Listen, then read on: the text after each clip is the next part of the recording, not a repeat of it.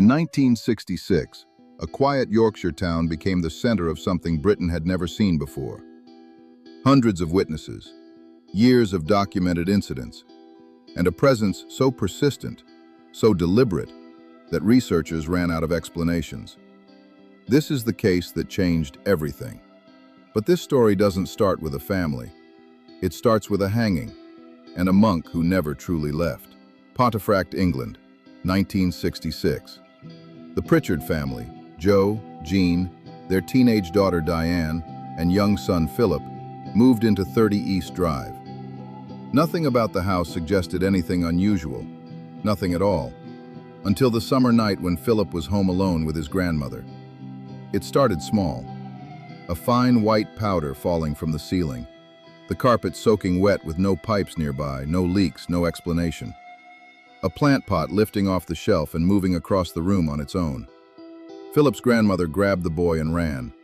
When the family returned, everything was dry, everything back in place, as if nothing had happened.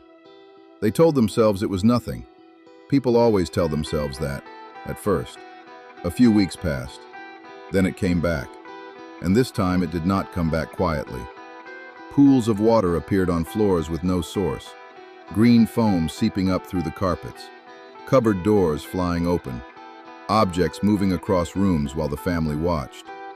Eggs launching themselves across the kitchen. Plants ripped from their pots and shredded. Family photographs torn, but only the faces. Only ever the faces. The family contacted the church, researchers, anyone who would listen. What investigators found was something they had never encountered before. The activity didn't stop when outsiders arrived. It performed. It escalated. It seemed to want an audience. Researchers who stayed overnight reported being held down in their beds. One described an invisible weight pinning him to the mattress for several minutes. Another reported her hair being grabbed while she stood alone in the kitchen. Long scratches appeared on family members with no explanation. Not once could anyone account for them. But the moment everything changed was the night Diane saw it. She was alone in the hallway when a large, dark shape appeared at the top of the stairs. It moved slowly, deliberately. A long, dark robe, a hood, like a monk. It descended toward her without a sound. She ran. From that night forward, the family called it the Black Monk of Pontefract. Diane became its focus. She was dragged up the stairs by an invisible force while her family watched, unable to pull her back.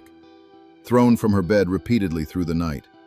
Handprints appeared on her throat with no explanation. The family tried to leave. They came back. Always came back. Because wherever they went, within days, the activity would begin again. As if it followed them. As if it had decided they belonged to it. Researchers began digging into the history of the location. What they found changed everything.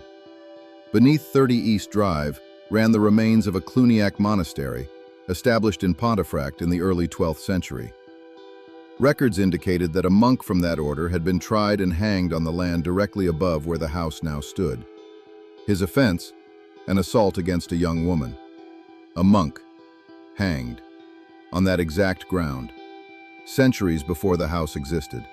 The description the family gave, dark robes, large hood, heavy deliberate movement, matched the habit of a Cluniac monk precisely. And his alleged offense in life matched his fixation in the house. Always a young woman, always Diane. The case was investigated for years. Hundreds of documented incidents, photographs, testimonies from researchers, clergy, neighbors, journalists.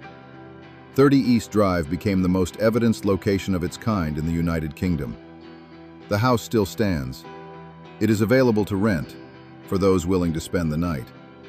Most people who book it don't make it until morning. Every haunting has a theory, a rational explanation, a reason to step back from believing. But the Pritchard family didn't seek attention. They sought help. They documented everything not because they wanted to be believed, but because they needed someone to make it stop. It never fully stopped. So I want to ask you something. If you were offered one night in 30 East Drive, knowing everything I just told you, would you say yes? Let me know in the comments. And if you want more cases like this, stories that refuse to be explained away, subscribe, because we are nowhere near done.